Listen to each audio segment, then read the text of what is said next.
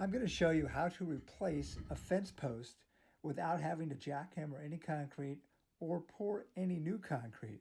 It's going to save you a lot of time and money. So here's the situation. As you see in the picture here, the fence is a picket fence. It's a lot of dry rotted fence posts. The critical one is in the corner. You can't move it left to the right. It just won't work. So I decided I'm going to instead of jackhammering it out, I'm actually going to take out the dry rotted wood in the post. And I'm going to use this metal bar. I'm just going to keep jamming the bar into there, and then with my hand, I'm just going to scoop out the old dry rotted wood, and keep doing this over and over again.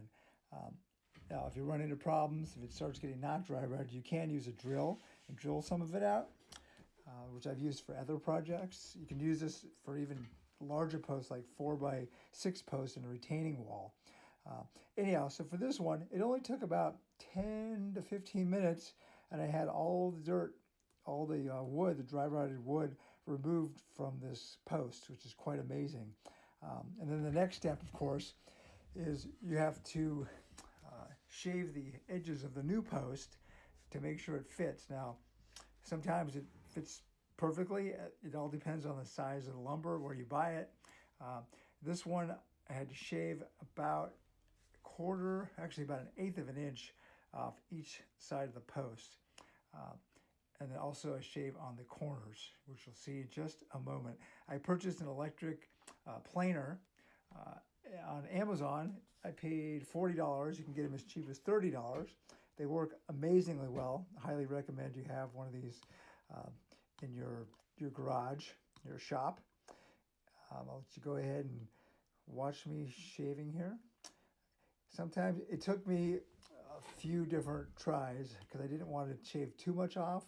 Then the post would be wiggly. So I did it. One of the first things I did is I marked the 1 foot mark on the post.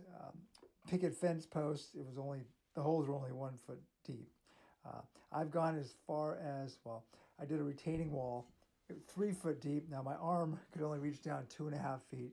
I figured that was enough, but I was successful in that project as well. So I did the first round. I go over now. I'm going to fit it into the hole to see if it's dropped down. And in this case, it was a little bit too snug. It wouldn't go down.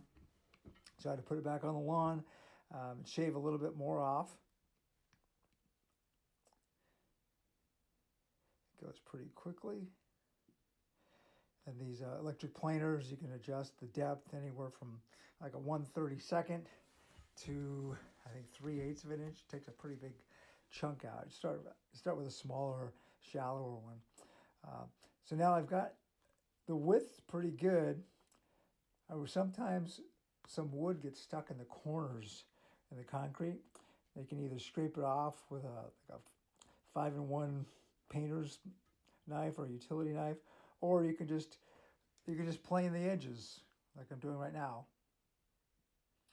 And it works quite well, as you'll see. Take a little bit extra off one of the sides. Be sure to wear your safety glasses because wood does fly all over the place. All right, so I wiggle it in there, and sometimes you can just pound it a little bit, but in this case it went right in. I measured it to make sure it was the right height. It fit perfectly. Now here's just an example of another job.